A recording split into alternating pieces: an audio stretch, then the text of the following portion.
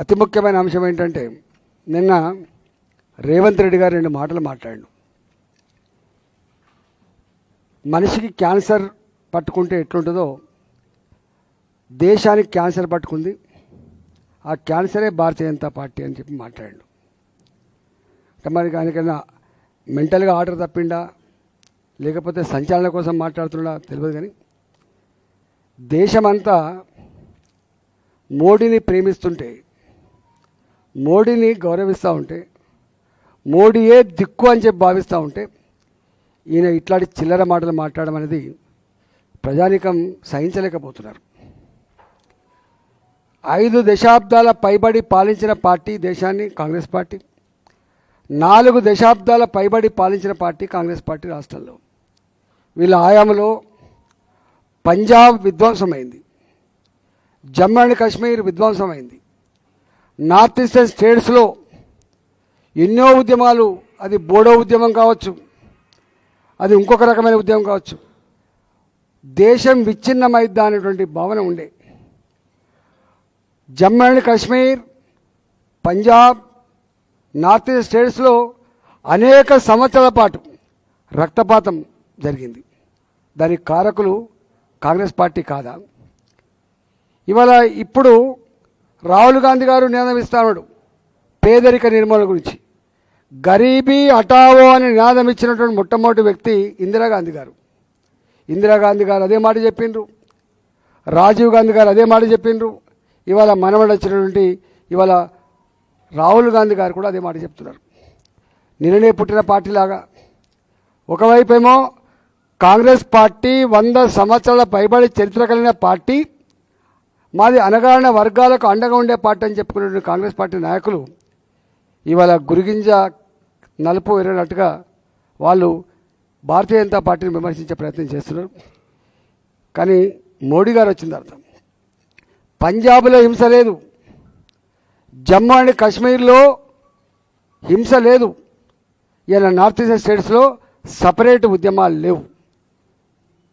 మొత్తం దేశంలో ప్రతి దగ్గర స్లీపర్ సెల్స్ ఉన్నాయి, టెర్రరిస్టులు పొంచి ఉన్నారు, అమాయకులు చనిపోయే ఆస్కారం ఉందని చెప్పి మాట్లాడినటువంటి సందర్భాలు చూసినాం. స్వయంగా హైదరాబాద్లో ఒక గోకుల్ చాట్, ఒక సాయిబాబా మందిర్, ఒక దిల్సుఖ్ నగర్, ఒక లుంబిని పార్క్ ఆనాడు బాంబులలో తెగిపడ్డ కంఠాలు, ఎగిసిపడ్డ మాంసం ముద్దలు, నేల తడిసినటువంటి రక్తపు మరకలు ఇంకా మర్చిపోలే ప్రజలు. దీనికి అంతటి కారకులు వాళ్ళే. మోడీ గారు వచ్చిన తర్వాత జమ్మూ అండ్ కాశ్మీర్లో రాళ్ల దాడులు లేవు, సైన్యం మీద, సైనికుల మీద దొంగ దెబ్బలు లేవు, బాంబు బ్లాస్టులు లేవు. ఇవాళ హైదరాబాద్ జరిగినట్టుగా బాంబు బ్లాస్టులు లేవు. నార్త్ ఈస్టర్న్ స్టేట్స్లో సెపరేట్ ఉద్యమాలు లేవు. పంజాబ్లో అరాచకం లేదు. ఇవాళ మోడీ గారిని పట్టుకొని ఇవాళ ఇది క్యాన్సర్ లాంటిదని చెప్పి మాట్లాడితే మీ అజ్ఞానానికి నిదర్శనం తప్ప ఇంకోటి కాదు. ఒకనాడు పాకిస్తాన్, చైనా లాంటి దేశాల నుంచి వెళ్ళి ముంపు పొంచి ఉందని అనేక రకాల ఇబ్బందులు పడ్డాం మనం.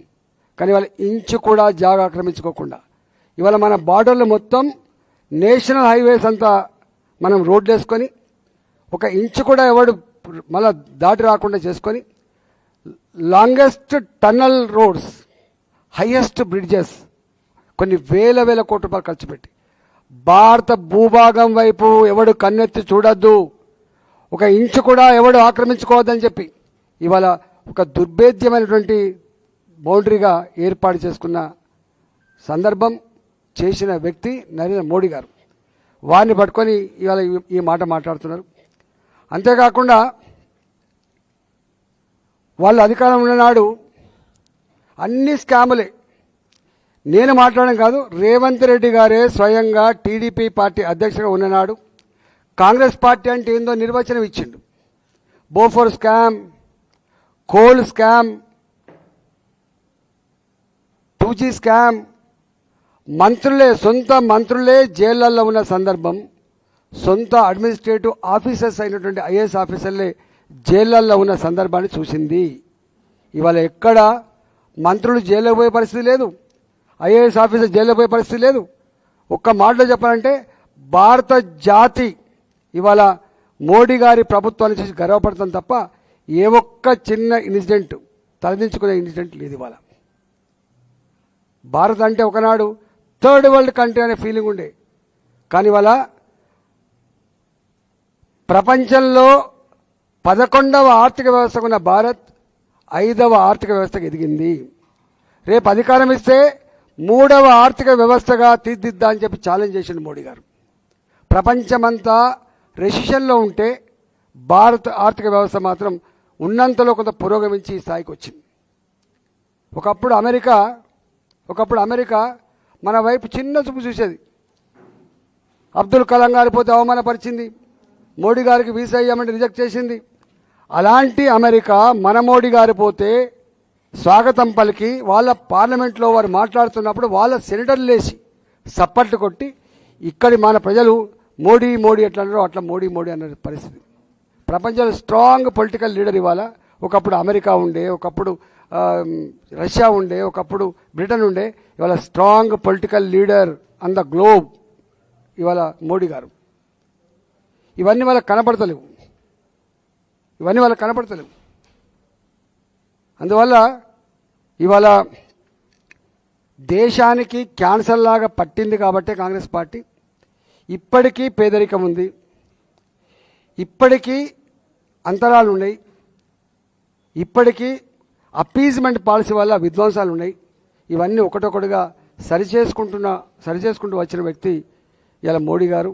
సరిచేసుకుంటూ వచ్చిన పార్టీ భారతీయ జనతా పార్టీని ఇట్లాంటి విమర్శలు చేస్తే ఇవాళ నీ పార్టీ 2014లో నీకు ప్రతిపక్ష హోదా దక్కలేదు, 2019లో కూడా నీకు ప్రతిపక్ష హోదా దక్కలేదు, రేపు కూడా నీకు ప్రతిపక్ష హోదా దక్కే ప్రసక్తి లేదు, నీ పార్టీ రేపు బట్టగట్టే ప్రసక్తి లేదని చెప్పి నేను హెచ్చరిస్తా ఉన్నా. ఇప్పటికైనా రేవంత్ రెడ్డి గారు ఇట్లాంటి పిచ్చి ప్రేలాపనలు బంద్ చేసుకోమని చెప్పి కోరుతున్నాను.